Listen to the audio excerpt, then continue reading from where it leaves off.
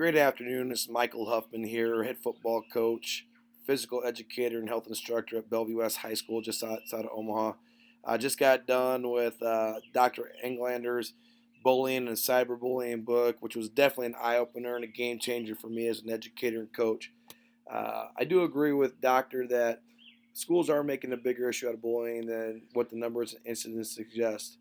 We live in such a hovering and society that where we're trying to control every movement of every kid, which I think is really hurting a kid's overall resilience factor. They're able to their ability to be mentally tough moving forward, which I think is going to hurt some of these kids in the long run.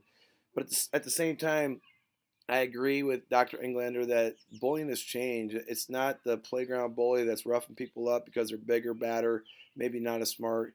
It's actually shifted to almost the more bright kids because, of the gateway tactics of laughing at people, of teasing them, your eye rolling, the things of that nature. So that's been interesting to read about and, reflecting back at my time as a teacher and a coach, I do see this shift occurring. One of the major things that I want to work on personally is the notion of dismissing the tattlers and not listening and hearing them out. And I got to do a better job. I'm bad at home. I've got a 4 and 6 year old, and they'll come up, and I'll even say, "Hey, rattle tattle, what's the matter now?" And kind of blow them off. And I need to do a better job of listening to these kids because it could be the beginning. They're reaching out to that adult, that trusted adult, and now I'm blowing them off. And I got to give these kids, regardless if I think it's their talent or not, I got to give them the attention and reassurance that they deserve because they might not be getting that at home. And I don't ever want them to not feel safe and secure when they're around me. I do feel that society has changed quite a bit, and it's really impacted the day-to-day social skills that our kids have, and it's affected them. They can't read body language because they're staring at their screens. We watch a video in my health class how kids can't, they don't recognize facial expressions, which often leads to conflict.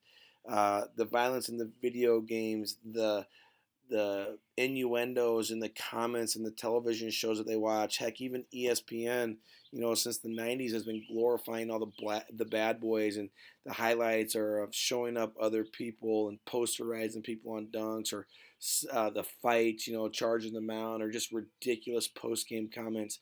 And now these kids see that all the time, and I have to spend time every year disseminating between what is acceptable for our players to do on the field and what is not because I really want them to talk with their pads and their play and not with their mouths. I was happy to see the section on sexting. We deal with sexting in my health curriculum, and although the numbers suggest it is not as popular as what we may think, because I agree, I thought with the way our curriculum and what you see on TV that the numbers were going to be significantly higher.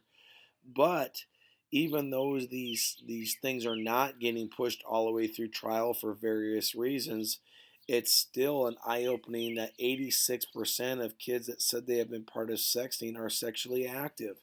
And I'm sorry, I mean, high school kids are not mentally ready to be sexually active. There's too much that goes involved, whether it be the fear of pregnancy, the fear of STIs, or even, the damage to a kid's reputation. They are not physically ready. So I will continue to hammer home the importance of not sexting. There aren't any naked pictures of Coach Huffman out there because Coach Huffman doesn't take pictures of himself naked.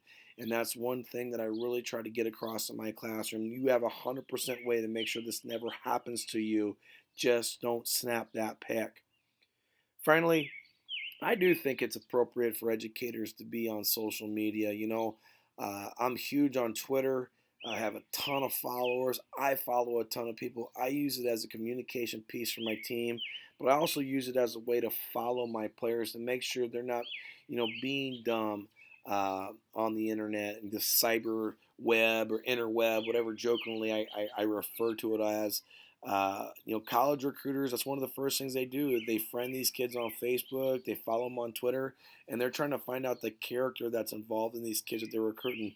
And I'll be doggone if any of my players aren't going to get recruited because of something that they posted on a social media link. Face page, as I refer to it, Facebook. I will friend a kid after they graduate, and it's just been unbelievably awesome experience to be able to keep in contact with these kids. I don't post very often, but I do look daily. It's fun to see them grow into adults, to see the jobs that they get. They get married, they have kids. Heck, I ran into a couple toddlers at a football game last fall when I was watching an eighth grader, and I knew the kids because of Facebook pictures. And sure enough, about 20 yards away down the stands was a girl that I had way back in 2002, and I hadn't seen Megan for years, but I knew it was her kids because of the pictures.